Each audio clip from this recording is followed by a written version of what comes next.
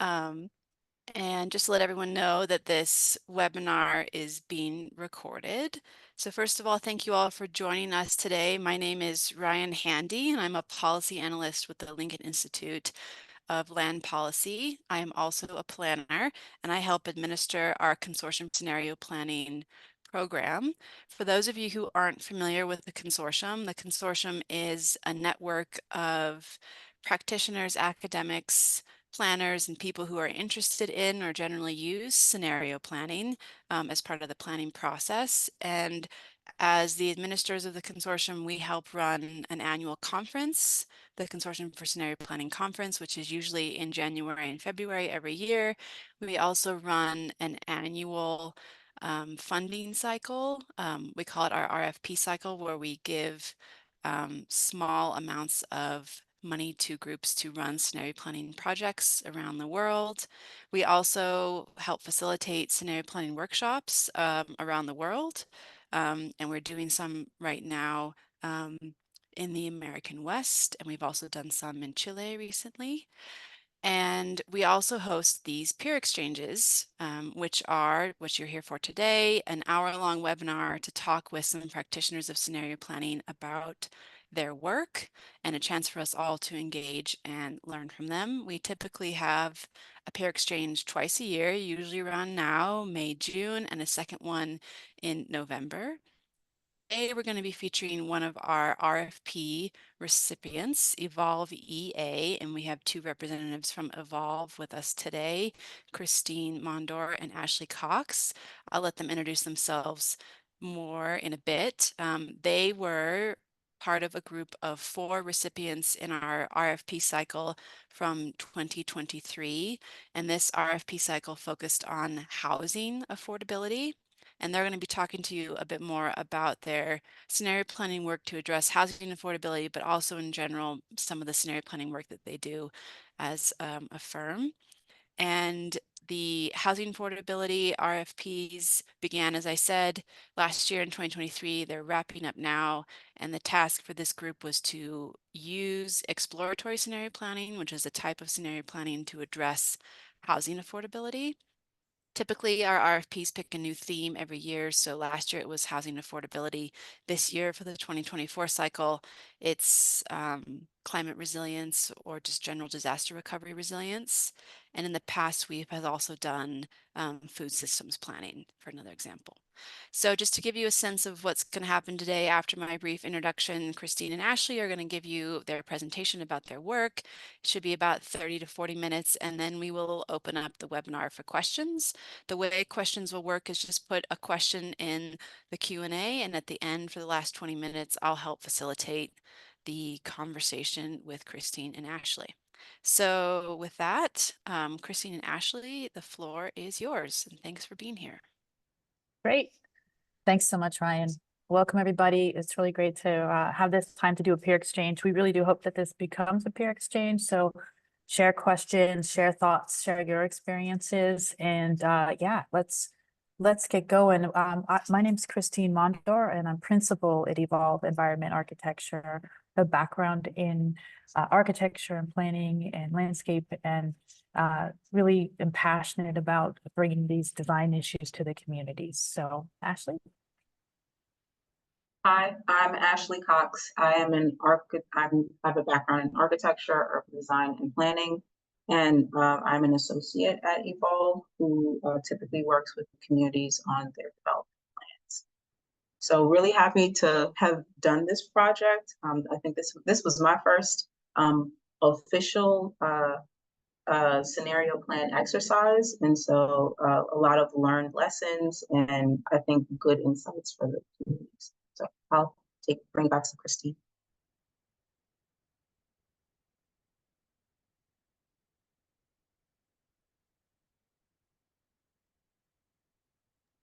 Christine, you're muted. Thanks for that. A little bit about our firm. We work around the country doing planning, design, engagement, but we're headquartered in Pittsburgh, and we love working in communities that are pivoting from one condition to another. And so that makes this idea of decision making and scenario planning really ripe in the work we do, because it helps make people agile decision makers. Other team members involved with us, Varun Shah and Anna Rosenblum, want to give them a shout out. And then we really want to give a shout out to our Tri-Borough Eco District partners, and you'll hear more about them, but we couldn't do this work without them. So a little bit about the project background. So I'm going to start with some big takeaways that we had. So like I said, scenario planning is really interesting to us because we work with folks who are pivoting and trying to be agile decision makers. And so what we found is that scenario planning is really just the beginning of a process. It doesn't actually lead to firm conclusions, but helps build the framework for people to have continued conversations. So it helps build a shared understanding and to ideate possible solutions. Some themes that I hope you take out of our presentation is that scenario planning is really useful in multi-stakeholder engagement because it builds empathy and helps stakeholders understand their positions and their leverage points. And scenario structures, if you've engaged in it, typically have a kind of 4-part construct. We'll tell you a little bit about that.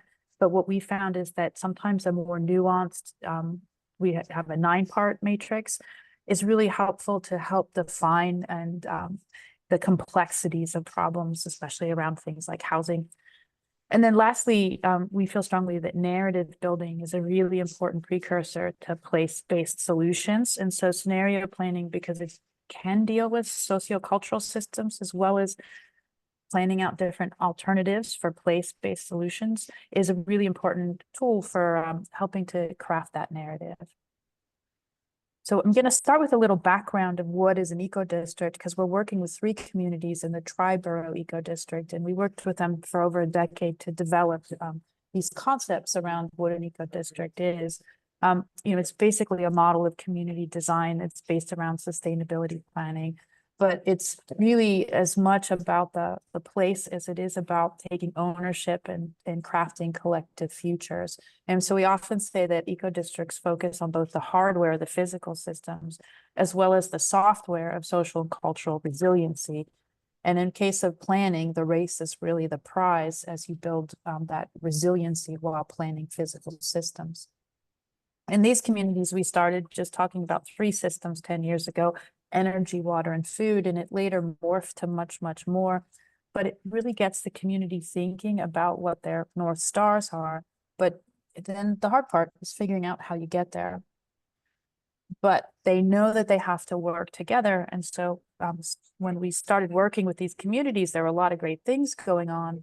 But in order to get to scale and kind of put some of these individual efforts together, you have to have these working relationships, this kind of social and cultural cohesion that helps bring these larger ideas to life. We did an experiment not an experiment, but an analysis with a community that we are working with, kind of looking at all the different things that they said they wanted to do and organizing them by time to implement in the project scale. And we realized that some of the more effective solutions really required more time and greater community capacity to implement it. So our design problem was simultaneously kind of designing the systems themselves, but also designing the cultural capacity to implement those solutions. And that means you kind of have to build champions, and you have to have anything from education to leadership to garnering resources. All those things have to come as part of the capacity building when you do these planning projects. So this is kind of the cultural ethos of our communities, nestled in along the Allegheny River, but within literally commuting distance by kayak of downtown Pittsburgh. These 3 communities are strung along, and 2 of them are connected. One of them is separated out by a landform, but they're all kind of connected in that they work together. And each of them has produced an eco district plan from 2012 all the way to continuing actually to revise to current day. Within those eco district plans, they began to work together as a community, but the three communities working together, they've never had a single planning process together. So while this goals, for instance, show Sharpsburg's particular goals, the other communities are not dissimilar from this, but they actually haven't ever shared these kind of common planning processes. The communities have had exercise in scenario planning. And so this is an example from Sharpsburg. And one of their goals was to be an agile decision maker. And they have some pretty big driving forces that affect them, from growth to riverfront development to flooding.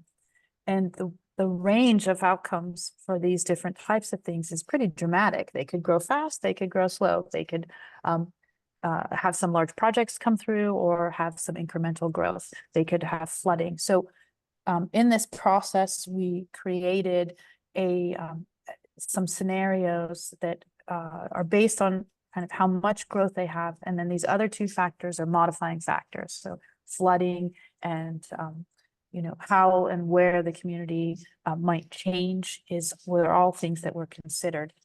And one thing that we did, which I think is important for scenario planning, is to create an index to know what's important to you. So then you know what these scenarios outcomes actually are, if they're effective or not.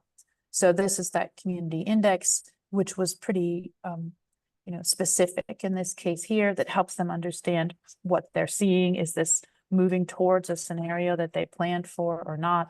And is it moving towards the desired scenario?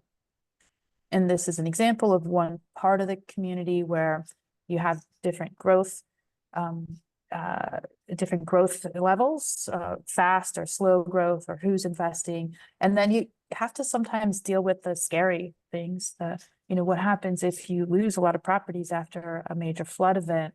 It gives people courage to say, what happens if we don't want this to happen, but how do we respond?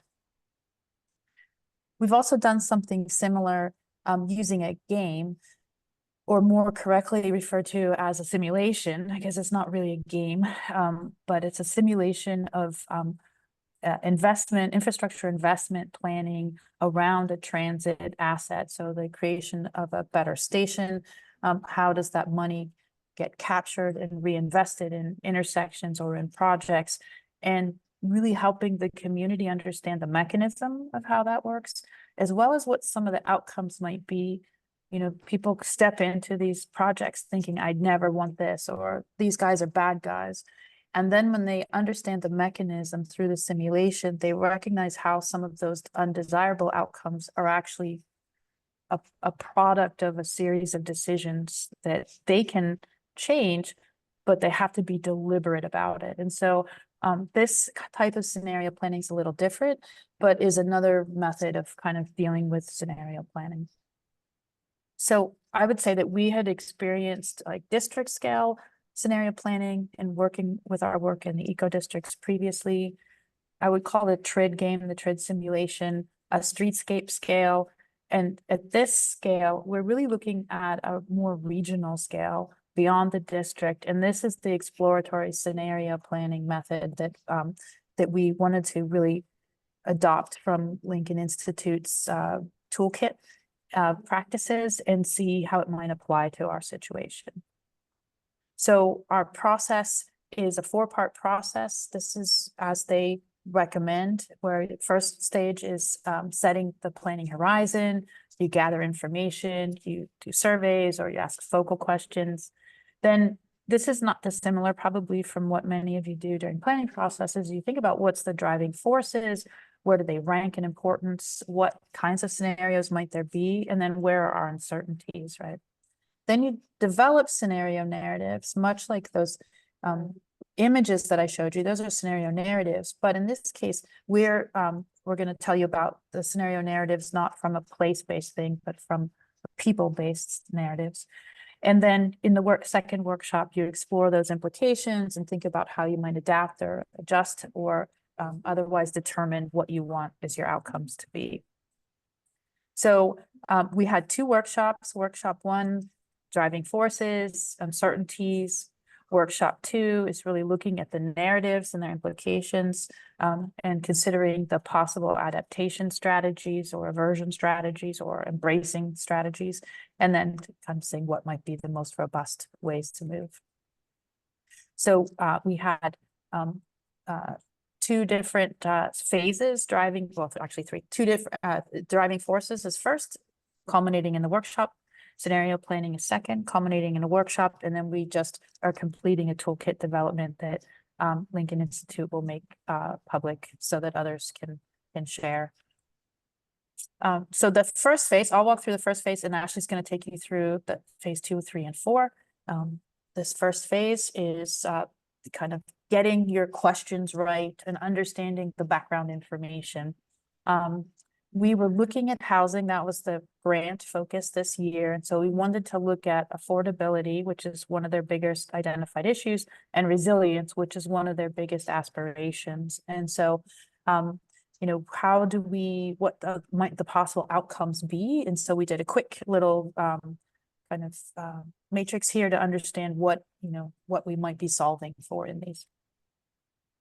We did some desktop analysis to understand what the actual phenomena are for the data sets we had access to, how many people are coming, who our neighbors are, what is the supply of housing in our neighborhoods, and then, you know, comparing the three communities in a way that, you know, hadn't really been analyzed in the past.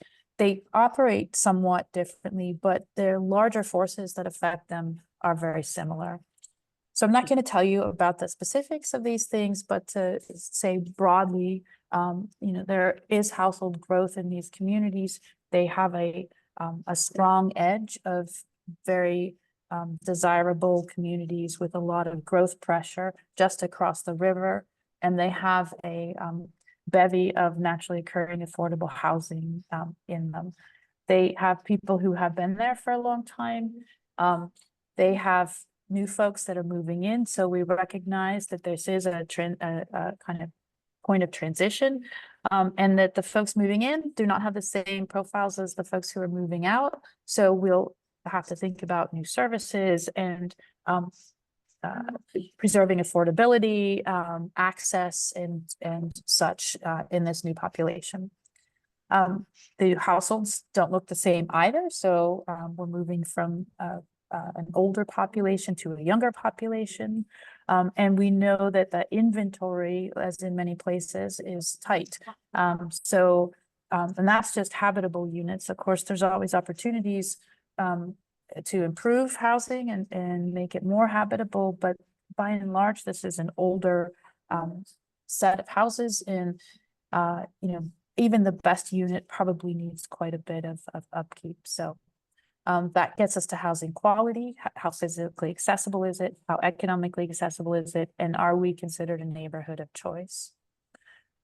So these communities have tracked largely kind of with the region in terms of rising property values after having tracked on the lagging side for many years. And so right now they are considered some of the more popular or more desirable in the future and in the present communities. So eyes are on these communities. There's vacancy, but sometimes the vacancy is unoccupied or being fixed up. So there's a lot of turnover and some changes happening to the conditions. The houses, as I mentioned, are older and so need a lot of work. Economic access, you can buy a house that is available, but can you afford to fix it up? And then, you know, do you have access to the services or the jobs or the other goods you need? And then we also have done some extensive environmental performance with them to, again, to kind of reaffirm that there is stock, but the stock needs to be augmented and it needs to be improved. So that's what we found through our desktop. What we heard from folks is equally important, and largely those two things coincide. What people felt were the internal driving forces that were affecting their experience living in these communities were things like the rising property values, hard to find houses with limited inventory, and that things were changing. Improving commercial districts in this case were kind of putting increasing pressure on people recognizing these communities. The things that affected resilience were things like the aging housing stock. That's primarily the biggest shadowed the things like lead or air quality. So the age of houses was on people's minds. External driving forces are things that we said, what are things that the community can't control?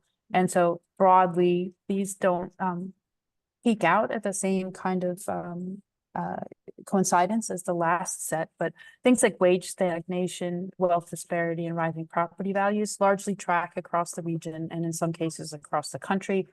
And the things that were on people's minds the most with regards to resilience are the frequency of flood events. These are two valley communities. Their flooding is primarily from small streams that overflow, not necessarily the big river that's next to them. But when it overflows, it can take out blocks and blocks at a time. So that is their primary resilience concern, with high quality food and mobility options being right behind.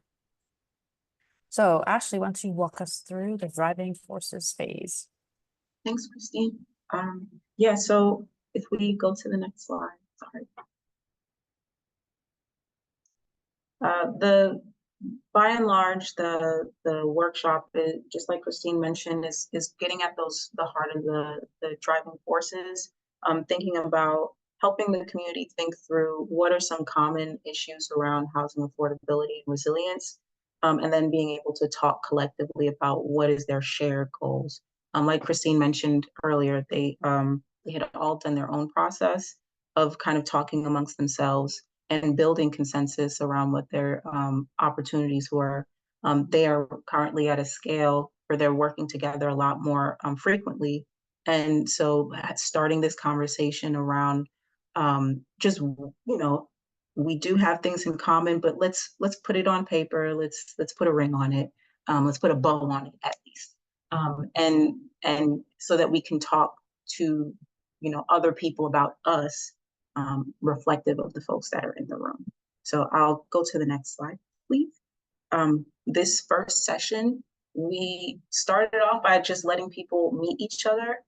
We usually do an introductory exercise that helps people just have a conversation. It doesn't have to be necessarily about getting information. Then we showed the context that Christine just shared with you, so that all the stuff in the first phase, we're reporting back out to the stakeholder group that we put together, and a little bit about the stakeholder group as well. So because of the nature of this project, we want it to be tight, but also bring in as many perspectives as possible. You would imagine that this stakeholder group in these two workshops are similar to a steering committee. We also had a survey that was open to the general public in each municipality. And we also had interviews for folks who aren't necessarily from the community, but have interests and expertise, local or regionally, around housing or resilience issues. So trying to frame this process so that the workshop is getting all that background information. We set out the survey beforehand. We shared preliminary results, and then also allowed those results to continue on into the next workshop. So people are making informed decisions, not just from folks in the room, but informed by what folks have been saying in their general community. So that's in the context to help everyone get us the same sense of what we would like to talk to them about. As many of you know, stakeholders have varying degrees of understanding about certain topics. Maybe they're really proficient in one side and not as much on the other. In order to have a kind of level conversation, we do this level setting to help that. We do driving forces to do the phenomena and contributing forces, and then we talk about prioritization from importance to certainty. So that's pretty straightforward. Next slide, please. So there are a couple of ways that we break down the information. One is a sentiment analysis that we get assistance from using an AI tool via an application called Miro. It helps us just quickly sort through a lot of Post-it notes, so we can generally see if people saw their driving forces as positive or negative. By and large, it was more neutral. Next slide. We also broke it down through Miro around PESTLE, which is thinking about the political, economic, social, environmental, legal, and technological categories of drivers. And so you see very quickly, because we've separated it from kind of social and traditional planning. So the orange is environmental, legal, and technical. The blue is political, economic, and social. And the thing that is forefront in people's minds is the socio-cultural, political drivers. And so next slide, please. We don't just leave it there and let AI do all the work, because AI is it is very eager but needs editing. So we go through ourselves and add more categories, maybe move things around a little bit, and we categorize things by regional systems, which are in the orange, politics, housing, planning, transportation, economic things such as development, economies, and income. Social things are called out, including cultural, demographic, services, education, and health. And then environmental things, climate, weather, and geographic location. And being that this was half affordability and half resilience, that resilience is not top of mind, especially when we're also thinking about housing. And that's something that we had to kind of reflect on as a group and kind of maybe do a slight pivot in some ways. Next slide, please. So once we're graphing it from uncertainty to importance, there are a couple of trends. One is that the social things are more in the uncertain. The things that are more certain to people are the more planning things. So from what we gathered from this is that in people's minds, the technical parts of the solution are more well known, even though it's not and maybe that's why it's not top of mind. But the social and cultural things are things that they don't feel they have a good grasp on, and that's where a lot of the emphasis is happening in these conversations. So those were really good kind of key takeaways for this process and this particular axis that we were trying to have a discussion about. So the next phase is around developing narratives. And if we look at the kind of process, that is our third section, where we are internally, again, going through all of the conversations that we had in the first workshop, all of the survey data, the interview data, and now we're trying to synthesize all of these conversations into a set of narratives. So I'm going to go through the narratives that we went through with the community next. The deliverable is usually there are 4 scenarios. We're doing 2 kind of topic areas that we're trying to understand the implications of in each of the quadrants.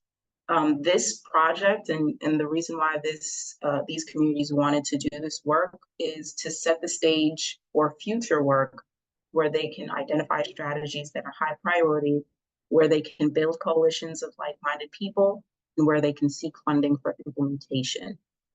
So this is going to be important in kind of the narrative, but also the next steps of this. Next slide, please. One was shifting from place-based scenario building to people-based. This is partially because of some of the drivers that we identified. are larger than the geographic boundaries of the community and are more programmatic than place. And so we had to shift into, in order to address the thing that they cared about the most, to address those social, cultural, and economic issues. We also shifted from 4 scenarios to a spectrum that includes 9. One, because we don't, to have a nuanced conversation around affordability, especially, which can be a very polarizing topic, we needed a way to say, you know, there's a middle ground, and in both cases, for both resilience and housing, there's a middle ground where we're okay. What does it mean to be too far down the line where we don't want to be, and what does it mean when we're exactly where we want to be? But that there is a space. It's not an either or, because the either or conversation can sometimes make heighten anxiety about the scenario itself. Next slide, please. So we introduced human forces and kind of identify human forces that identifies the importance about thinking about housing affordability and resilience together. So we are, there's, let's see, I'm sorry, give me 1 second. There's a spectrum on one side where we're thinking about whether folks are a captive, a participant, or an investor. And in the next slide, we are overlaying that with what we're calling external forces, where people can be in shock, under stress, or a steward. And so these scenarios might look a little different than what some other scenario planning has done. It was very people oriented. And the outcomes in those discussions were very interesting. I'm going to get to it in a second, but let's go through the last slide, which is saying that for this conversation and for our, because 9 is cumbersome to have a discussion about, we picked the 4 corners that were the extreme, with the hoping that the understanding of middle to extreme is where people would live. So we asked people to focus on the extreme, but think about what homeostasis or good enough feels like in relationship to that extreme. So I'm gonna jump into some of the narratives. They wanted to see more investment in their neighborhoods, and their families deserve the option to grow and age in that future. That was one of the big takeaways that we took from our last phase in discussion. This comes from kind of some existing things that we heard, some critical issues, resident displacement around property values and property taxes, and the emotional and spiritual toll around displacement and gentrification. Wealth disparities related to low and fixed wages and income-based housing. Also limited land for new development, also being a kind of increase for housing prices and a decrease in available housing. So now there's a kind of stronger demand in these communities that they hadn't experienced before. And power imbalances, the need for stability and resources related to home repairs for low-income homeowners. Again, these are places that are experiencing flood events pretty often. And so navigating the kind of insurance and what does that mean for substantial improvements, and those are serious questions where folks feel like it's it's not viable to stay in place because of those issues. So the community values are around growing in place. They value growing in place and making sure that people have the ability to stay throughout different stages of their life. Belonging to the culture was another very interesting point, where it's about the ability to influence change, having emotional and spiritual safety within space, and having your goals, customs, and institutions reflected in the values of the community. And then a network of care, which is is touching on supporting each other during challenging periods, which these communities have a history of doing, and so they want to continue that. A diversity of organizations that can advocate for the community, and responsible regional organization. Next slide. And so the next is when resilience issues align with their most pressing needs, they are more likely to find resources and capacity to deal with it. So this is getting to the heart of the social versus technical, relationship. So aging infrastructure was one issue. Construction bottlenecks was another issue, and quirks of location. Some of these things that they can address, and some of these things are just, it's just embedded in their location. Their flooding is not something they can pick up and really. In terms of external community values, thinking systemically about their solutions, building capacity around their solutions and their advocacy, and leveraging co-benefits. So organizations and projects building on each other.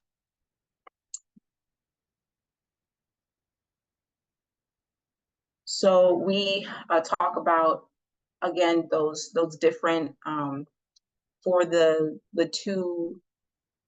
two axes.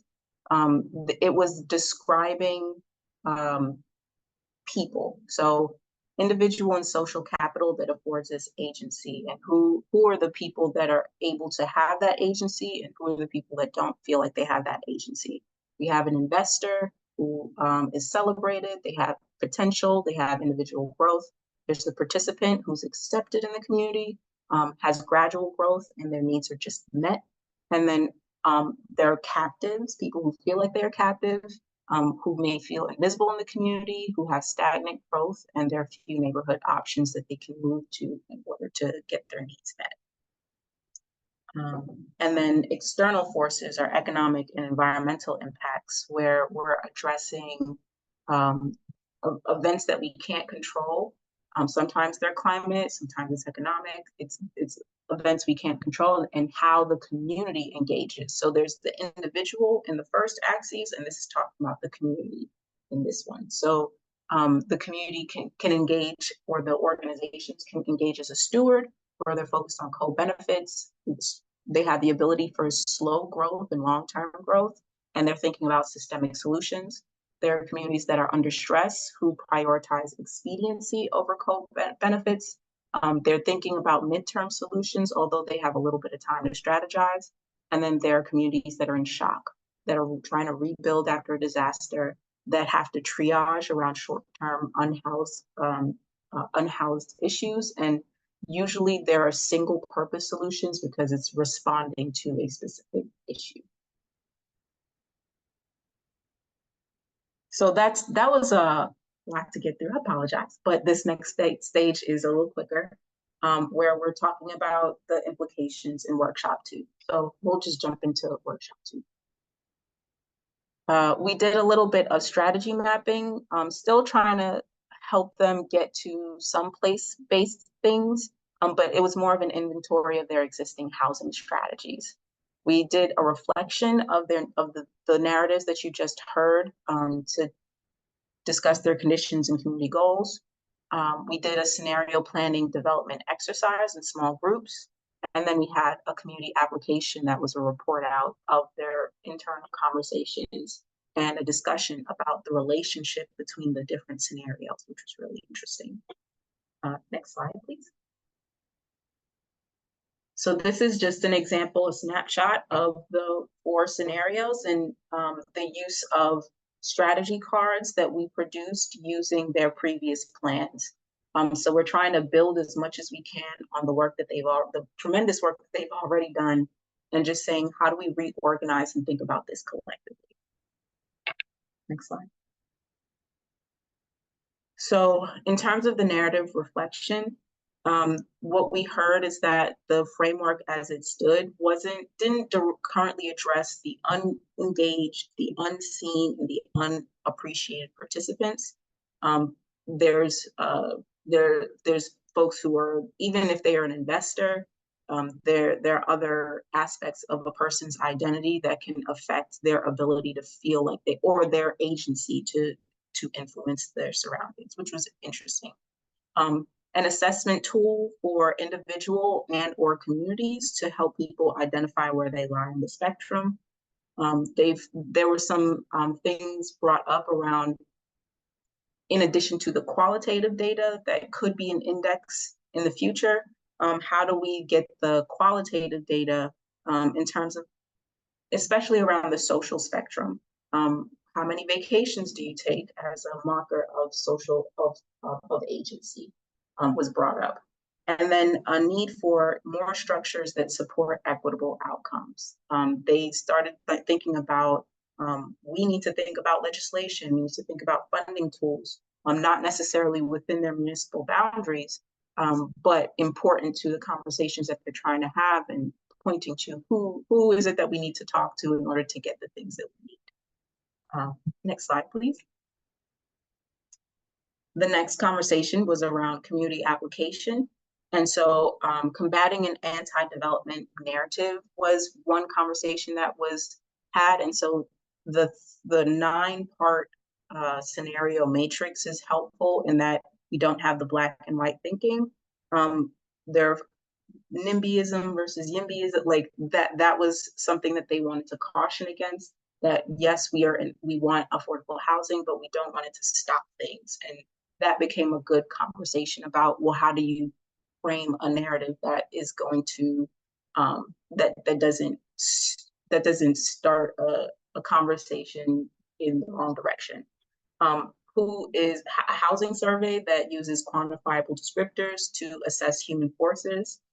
So that is a tool that they were thinking of developing as a result of this workshop, to say that folks need to understand where they are in this matrix, both for their communities and themselves. And maybe a person thinks that they're in one place, but maybe they're more in another. And a survey can help to define that, and a survey can help people to understand their position, not their position, but their relationship.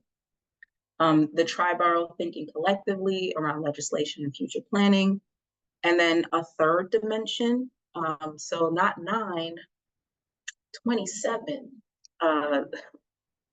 where we're adding axes to include personal versus community gain. Because while we assumed in this scenario, we talked about it and agreed that for this scenario discussion, we're assuming that people have the best interest of everyone in mind and want to see the community flourish. There's another part of it where people may have the investment ability, they may have the ability to be a steward, but may not have the desire. And it turned into a discussion of, well, who is this person? Do we have someone in this square? This square is really good for helping people get resources. This square here is helpful in getting attention. This square is, and so the conversation was interesting in that people were seeing it in a static perspective from, you are here and the benefits of you being here and how you being here can affect the collective. And then there was also a conversation about how do we move a community from one place to another. And what we heard is that moving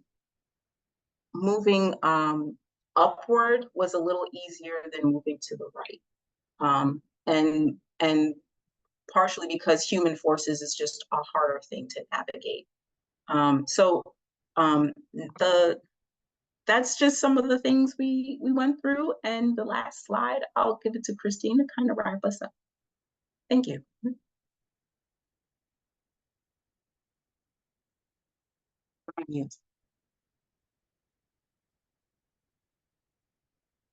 Sorry, Christine, you're on mute. Thank you. Hopefully we took you through the specifics of a project, and there might be something in it that you could grab onto in your work. But just the kind of outcomes that we took away is like, it's great for the beginning of a process and for aligning stakeholders, helping create a shared understanding in a safe space where you can explore things that are maybe controversial or nuanced, or not asking a person to represent their position, but to understand the range of positions that exist. And so we found that it builds empathy, it helps people define positions and their leverage points, and that moving from a more nuanced scenario structure was essential. And Ashley even suggested 27 3 dimensions, like that'd be pretty amazing. And then obviously you can do scenario planning with physical systems, but doing it with social and cultural systems is really helpful in narrative building. I think we heard from participants, yeah, I know somebody who resembles that, but now I understand where they are relative to other people in the community. And it's not maybe not such a scary thing, or maybe there are other folks who feel that way, and we can talk about why we feel that way. So building that community narrative is really important. And that's it. I think we have time for questions now. Thanks for your attention. Yeah, great. Thank you very much, both Christine and Ashley. It's so great to get the details of this process. So please, everyone, if you have any questions, comments, thoughts, just drop them in the Q&A section. And we've got about 13 minutes or so to answer some questions.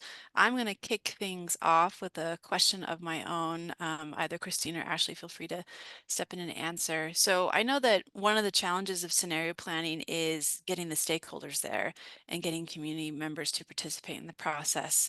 So I was wondering if you could tell us a little bit more about your outreach to community members, how you got a hold of people, how you kind of got their buy-in to show up for yet another planning process in a community that looks like it's pretty used to planning processes.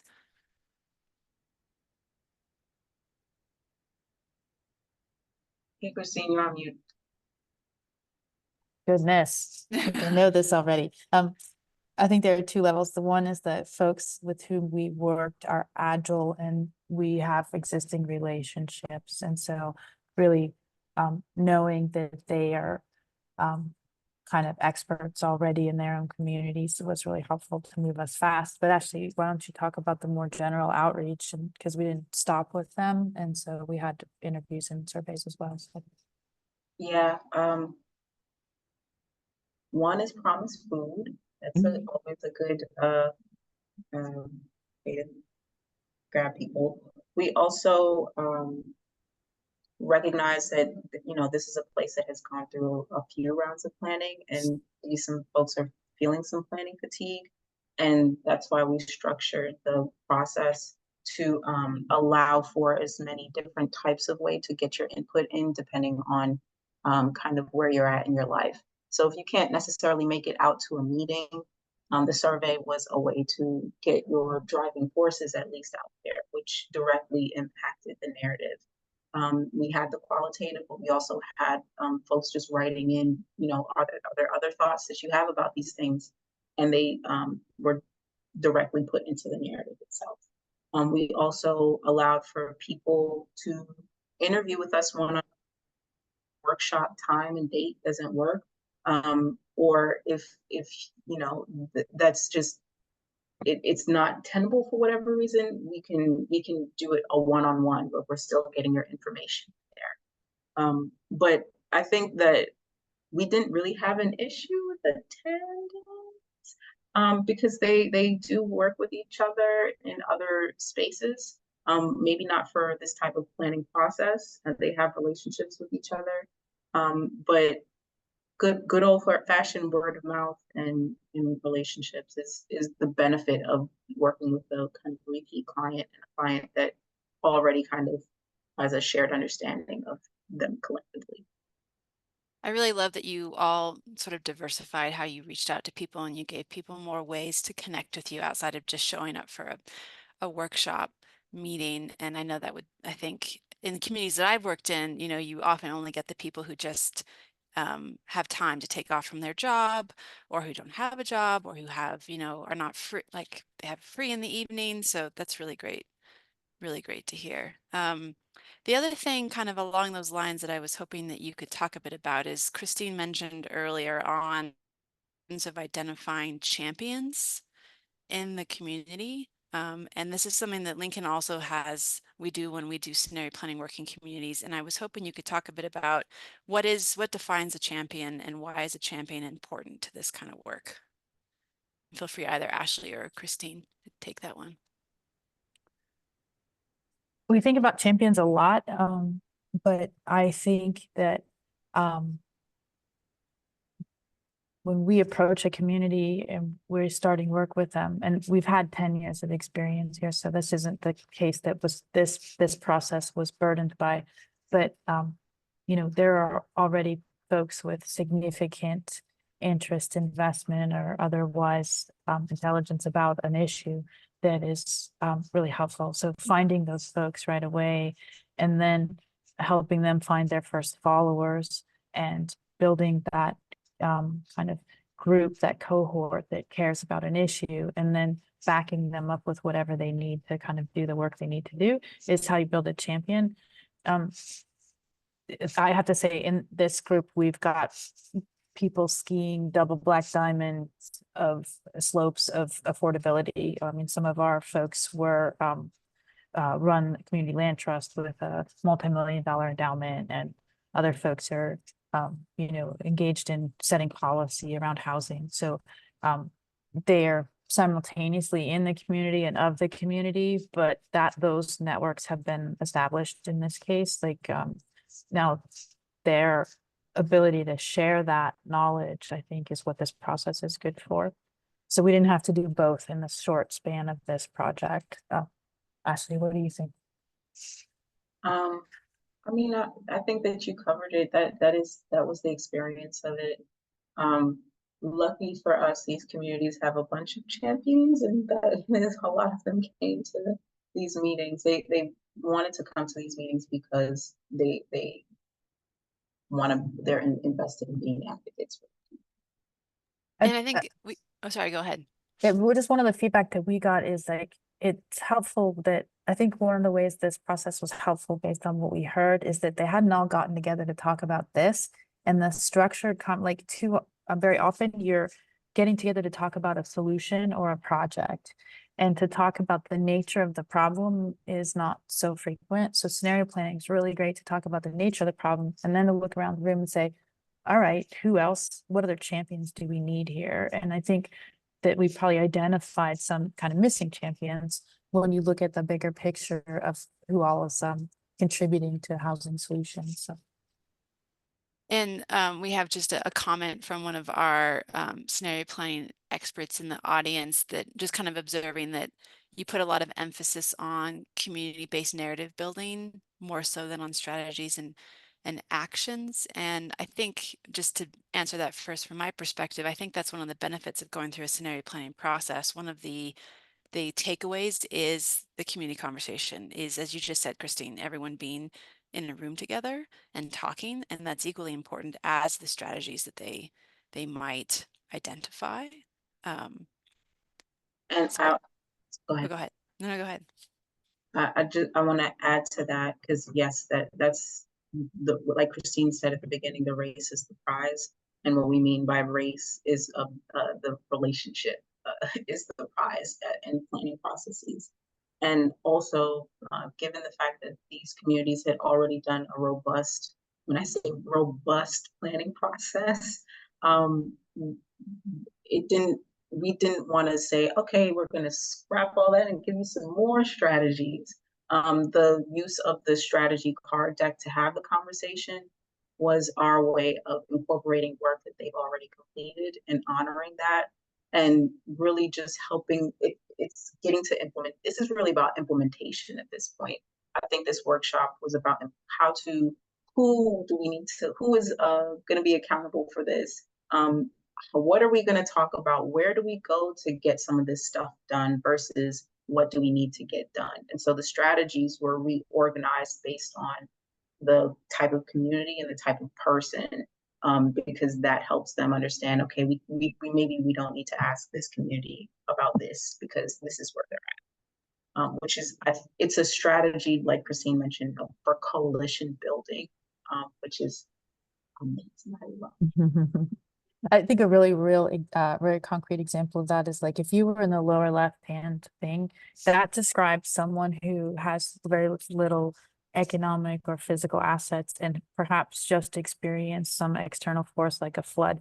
So the group that did that group, they picked all the strategy cards that were about crisis and triage. And so when they started kind of selecting and discarding things, they had a very good set of things that previously had been woven throughout these plans, but to say in this circumstance, here's the things that we already know about that we should be thinking about this person. And likewise, the conversation Ashley talked about this a little bit is like they had also recognized that there are folks in the community that have capacity, but maybe don't engage. And so that group started to say, okay, well, look at all of these strategies that this group has available to them. Why don't they act? You know, why don't we see them more robustly in our communities' leadership? And so when they looked at the condition and the kind of persona, it was helpful to reorganize the myriad of strategies that they already had. I really love that you all factored in the human elements to different strategies. That's a really unique approach that I haven't seen before. And it just reminds me that exploratory scenario planning does have an outlined method, and Lincoln does have a toolkit and a book on it, but it is intended to be adapted and changed to fit the community. In our last 2 minutes before we go, just one final question for you, if we can keep it pretty short. This whole exercise, as we know, focused on housing affordability, and I was wondering if you could just reflect really quickly on the usefulness of scenario planning to address housing affordability as an issue. You first, Ashley. Yeah. So from my perspective, housing affordability is it's affordability is relative, which was something that we talked about in this that I was thinking about through this process. And so thinking about the individual in relationship to the community in that framework was really beneficial, because if you are, say, an investor in a place that's dealing with shock, that's an opportunity, right? But it depends on who you are, and the definition of affordability is different place by place and person by person.